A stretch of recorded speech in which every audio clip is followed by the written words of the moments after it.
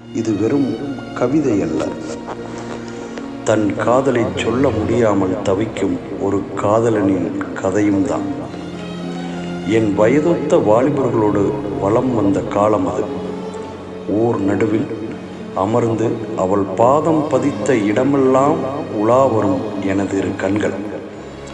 அவள் ஒன்றும் உலக அழகி இல்லை. அவளை தவிர இவ்வுலகில் எனக்கு வேறு எதுவும் அழகில்லை. காதலில் விழுந்தேன். ஏன், சில சமயங்களில் அவள் காலில் கூட விழுந்து கிடக்க ஆசைப்பட்டேன்.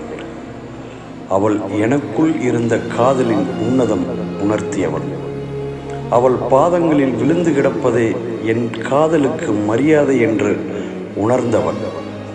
காதலித்தேன் காதலித்தேன் இன்று வரை அவளை மட்டுமே காதலித்தேன். தள்ளாத வயதில் அவள் காதல் நினைவில் இன்றும் துள்ளாத மனமும் துள்ளும் எனக்குள்.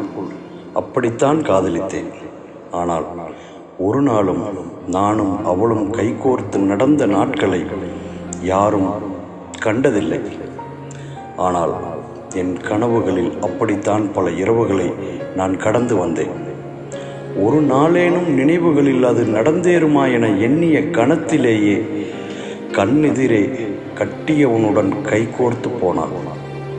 இதயம் கனத்தது, மௌனம் சூழ்ந்தது, வெறுமை தொடர்ந்தது. வாழவே முடியாது என் வாழ்க்கையில். கற்பனையிலும் கனவிலும் காலத்தை கடந்து வந்த என் ஏகாந்த புலம்பலை இப்போது நான் எங்கே போய் சொல்வேன்? காதல் தந்த வலி வேதனைகளால் இருள் சூழ்ந்த என் வாழ்வில் பேர் இடியாய் ஒரு செய்தி ஒன்று வந்து போனது. எழுத படிக்க தெரியாத எமன் ஒருவன் எனது அந்த அழகிய கவிதை புத்தகத்தை கிழித்து போட்டான். அவளோடு சேராத சோகத்தை விடவும் இப்போது அவள் வாழாத துக்கம் என்னை கொன்று புதைத்து கொண்டது.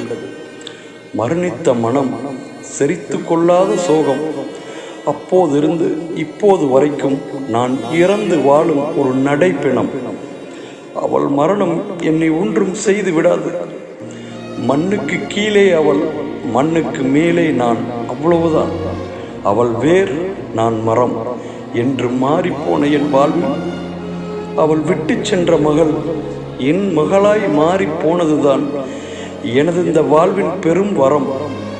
உன்னோடு வாழாத நான் இம்மண்ணோடு மறையும் வரை வேறு எந்த பெண்ணோடும் எனக்கு வாழ்வில்லை. மொத்த வாழ்வும் உனக்கே உனக்கே என்றானே, இப்போது வந்து கொண்டிருக்கிறேன் உன்னோடு வாழ. மண்ணில் வாழாத நம் காதல் விண்ணில் வாழட்டும். எனக்காக எனக்காக கொஞ்சம் காத்திரு. இதோ வருகிறேன்.